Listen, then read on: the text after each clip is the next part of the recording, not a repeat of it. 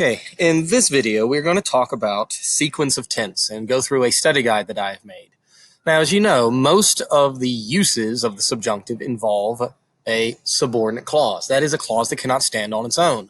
So by its very nature, they will be in sentences that are going to be complex sentences.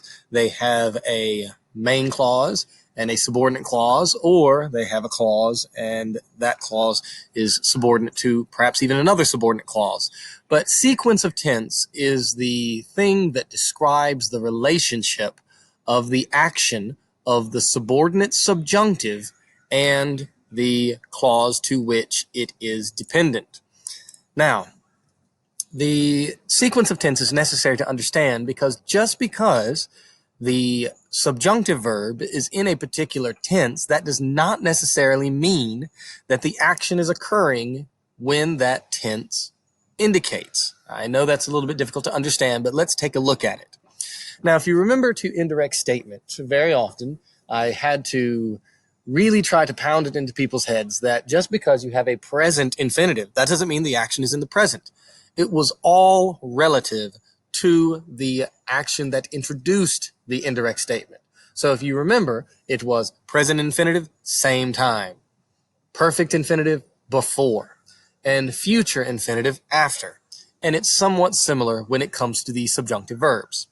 Now, first and foremost, there are two sequences of tense, and they are known as primary sequence and secondary sequence. And the thing that determines whether you're in primary sequence or secondary sequence is the tense itself of the introducing verb. That is the verb of the clause to which the subordinate clause is subordinate. Now, if you look at it here, if your introducing verb, your main verb if you would like, the verb that is in the clause to which the other clause is subordinate, if it is in the present, the future, or the future perfect, so if you think of it like a timeline, everything to the right of the vertical line which indicates the present, it is in what we call primary sequence. If you have an imperfect verb, perfect verb, or a pluperfect verb, then you are in what's called secondary sequence.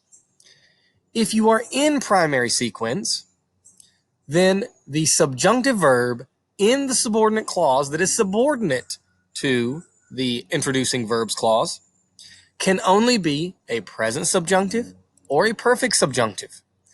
If you are in secondary sequence, then the subjunctive verb in the subordinate clause can only be an imperfect or a pluperfect tense subjunctive verb.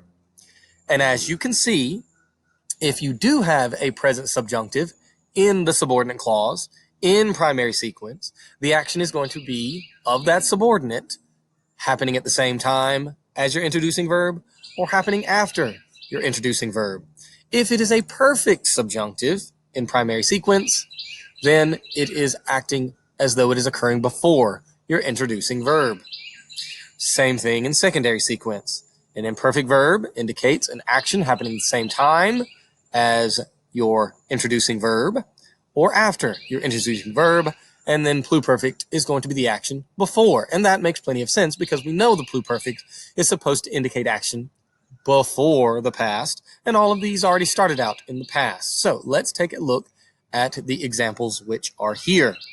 Now, in this study guide, it is going to simply be my 3 embedded items, things with which you can write. So item number 1 is going to be chalk.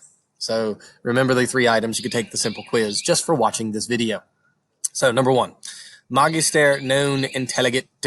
The teacher does not understand. And here then we have an indirect question.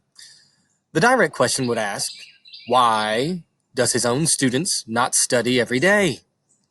But I'm not asking a question. Instead, I'm reporting it. And as such, the cour is my subordinating word, and studiant is now in the subjunctive because we have an indirect question.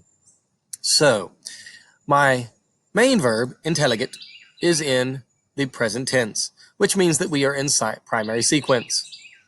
My subordinate verb of the subordinate clause that is there has to be either present or perfect.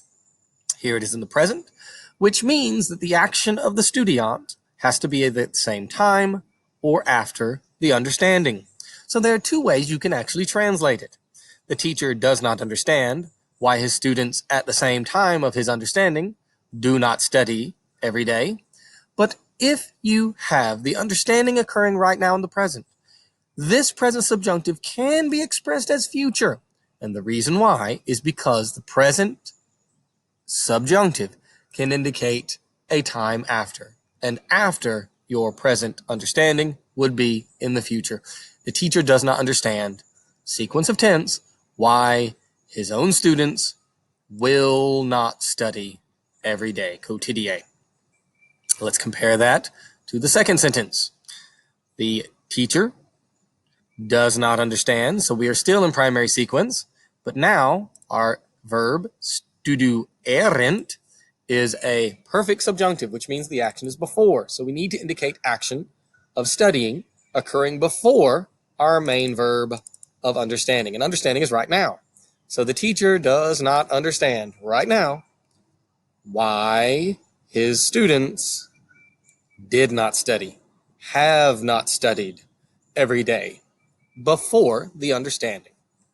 Now, your second writing utensil is a quill, Q-U-I-L-L, a quill. Number 3. Here, intellexit tells me that now we are in secondary sequence. Secondary sequence, I know because intellexit is a perfect verb causing us to be in secondary sequence. Again, we have the exact same indirect question that is going to now, of course, as we know, indirect questions require a subjunctive verb. And our only two choices are imperfect or pluperfect. Here we have studerant, which is an infinitive plus an ending, present infinitive plus an ending, making it imperfect subjunctive. So the teacher did not understand why his students, at the same time of him understanding, were not studying. Or you could indicate afterwards. Now, please remember from indirect statement that if you are starting off in the past, something else happening after it could also be in the past. It could be in the present. It could be the future. And the way that you're expressing all of those possibilities is with the English word would. He did not understand why his students would, at some point afterwards, not study daily. Then number 4, you have the secondary sequence again. I can tell because of intellexit being a perfect verb. He did not understand. But now with the pluperfect that you have with studuiscent. Studuiscent is the perfect infinitive that I've highlighted, plus the ending, making a pluperfect subjunctive. So the action is going to have to happen before. So if we're already in the past with intellexit, and our pluperfect subjunctive of secondary sequence must happen before that, it is now going to be in the past. The teacher did not understand why his students had not studied every day. So had would be the expression that you have there. Again, it's a little bit difficult. If you still don't understand it completely, that's all right. I'm going to obviously make some videos of sentences that have obviously all of the varieties of various different clauses of all sorts, and I'll be pointing out sequences of tense and things of that nature. The very last writing utensil is merely a pencil, P-E-N-C-I-L. So you can go ahead and take the quiz on those and make yourself an easy 100. I appreciate you watching, but that is the sequence of tense that one will have in order to be able to express action of a subordinate clause in relationship to the clause to which it is subordinated.